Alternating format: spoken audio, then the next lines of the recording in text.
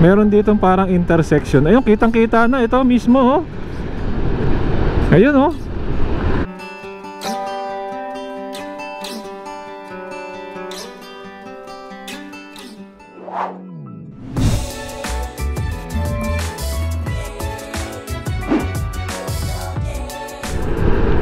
Alright, magandang araw mga kababayan. Dito tayo ngayon sa Pan-Philippine Highway, going to San Pablo. Mga kababayan, ito yung daan pa Bicol at Lucena. Ayan mga kasama.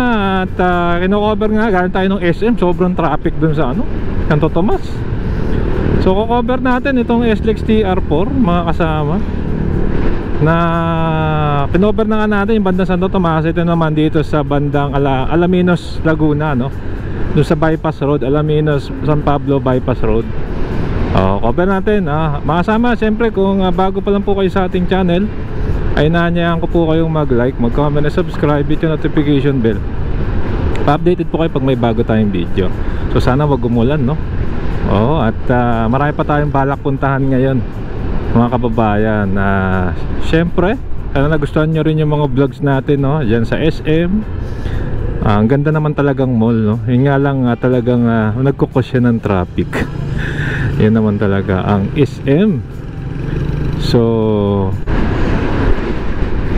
ito nga ang ganda ng kalsada rito. Yung nga lang daanan to ng mga truck. Tsaka ingat po kayo rito, bibilis ng sasakyan dito.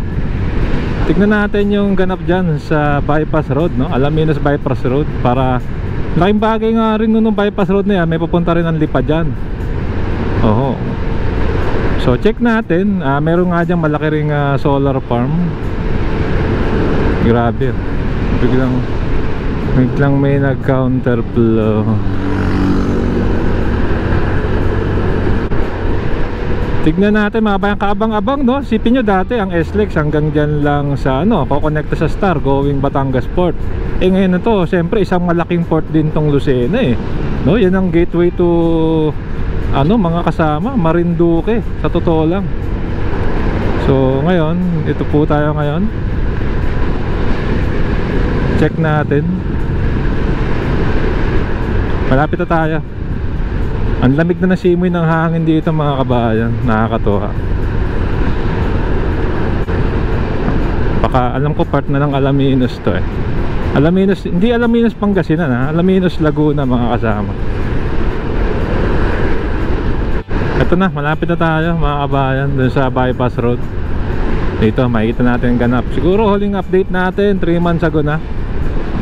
Dala natin yung kotse. Ayun, kita ako na. Tumawid daw sa mga kabukiran mga kasama. Ayan na siya kita ko na So kakanan tayo rito. Idodrone na lang natin para mas makita natin. Kasi kakanan na ako rito. Pa San Pablo tayo para mabypassan na natin tong Alaminos. Ayun. So ito na yung magiging parang flyover nya. Ayan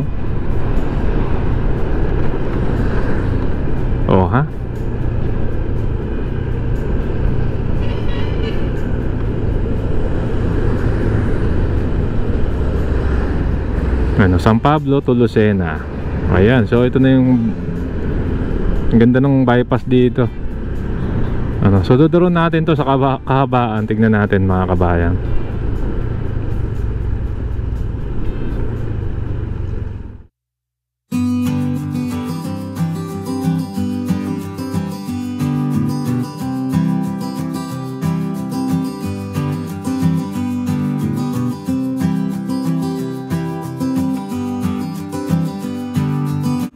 Ayan, so pinalipad na po natin si Bumblebee mga babayan dito nga po sa Alaminos Bypass Road.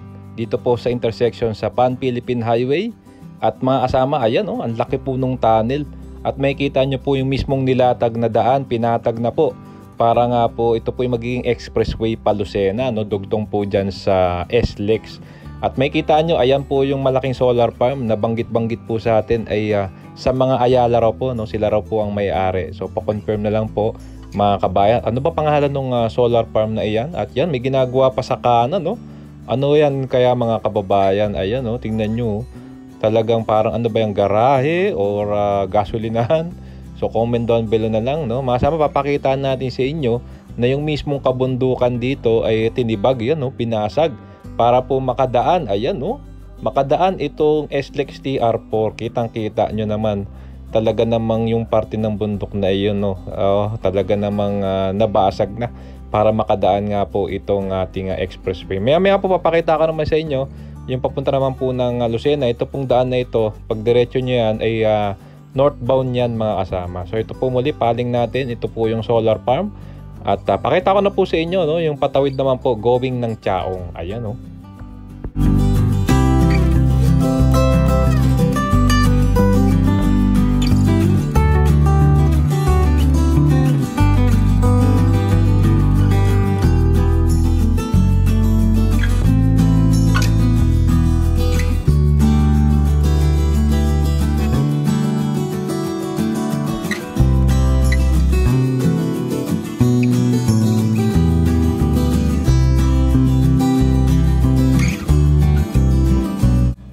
Ayan, so ito naman po yung tunnel. Kitang-kita nyo na, mga kasama, dito sa Pan-Philippine Highway. Diretso po niyan papunta po ng Alaminos Bayan.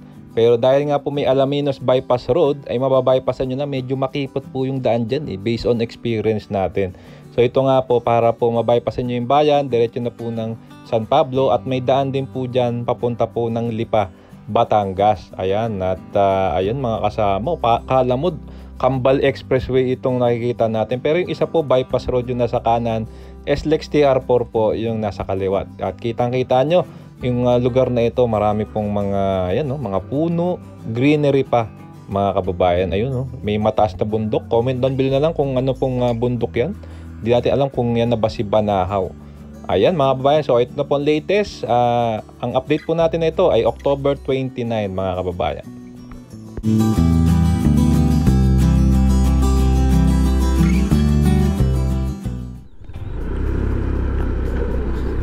Alright, so mga kababayan, nakapag-drone na tayo. Yun, makulimlim, biglang uulan. So nakita na natin, no, makintinda rito Lanzones na mga kasama, no, nasa gilid lang nitong Alaminos Bypass Road yung ginagawang SLEX TR4, no. So hindi ko na po, nagtitipid na ako kasi ako ng baterya ng drone natin kasi pupuntahan pa natin yung Chaong Interchange. So ito, sama ko na lang kayo sa biyahe ko rito sa Alaminos Bypass Road. Tingnan nyo, ang laking bagay ho nito. Kasi alam nyo, no, yung wala pa itong bypass road na ito, traffic ko lagi dyan sa Alaminos, Laguna. Medyo makitid ho yung kalsada dyan, eh. So nung nagkaroon nito, ang laking bagay, mga kabayan. Yung ibang truck dito na dumadaan kasi malawak naman, no, yung daan dito. Dyan po sa Lipa, Batangas, meron ding mga ganitong daan.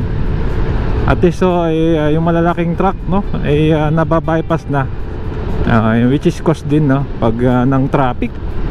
Mga Bicol, mga Lucena, kompleto yan. Pati yata bus, hindi ko lang sure, no, hindi pa ako nakakita ng bus dito. Pero truck, dito talaga dumadaan. Pati yan, yung mga mabibilis na SUV. Buti nga ako, pwede tayong mga motor. Alright, so nasa gilid nga natin. Check na lang natin, no, baka may makita tayo hanggang dulo, no. Babypassan natin yung Alaminos sa Laguna. Pag nandito kayo, dito na lang po kayo sa slow lane. Itong fast lane natin sa kaliwa ay talaga makikita nyo yan, no? May paparating na Raptor yata ito. Ayan.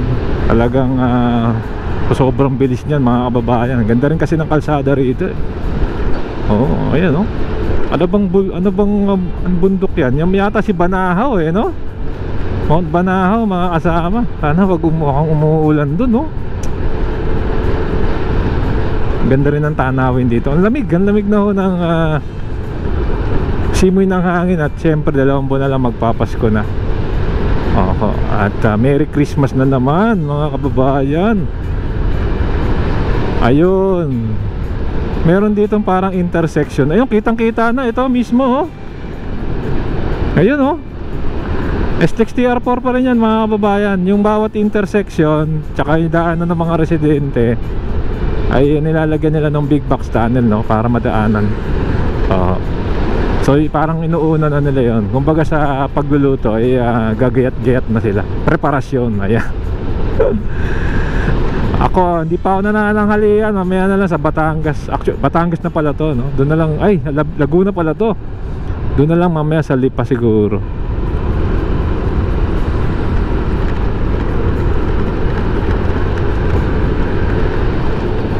Okay. So, tsaka may daan dito eh. Alam ko na. Pag kumanan ka, Lipa. Pag kumaliwa, San Pablo. So, kaliwa tayo, San Pablo lang tayo. Pero alam ko, palipa yan, mga kasama. Shortcut yan. Ayan, oh. Tsaka ang ganda ng tanawin dyan, mga kabayan. So, kaliwa tayo rito. Yan, oh.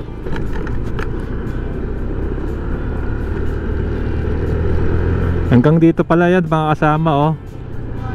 Papunta na ng San Pablo. Yan yung mismo yung SLEX TR4. Kitang kita, walang daya.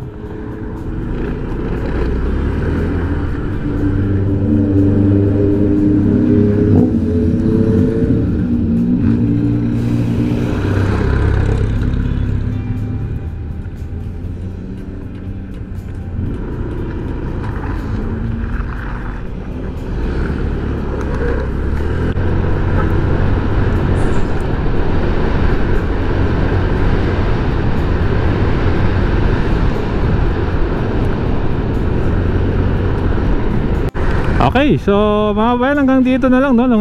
Lagpas na tayo. Hindi, ito pa rin pala yung kasama, parte pa rin ng bypass. Sana nagustuhan nyo tong video. At yun, papunta nga tayong Chaong, Quezon ngayon. So muli, kung nagustuhan nyo tong video, paulit-ulit, inahan niya ako kayong mag-like, mag-comment, subscribe, hit yung notification bell para updated ka pag may bago tayong video. Maraming pong salamat.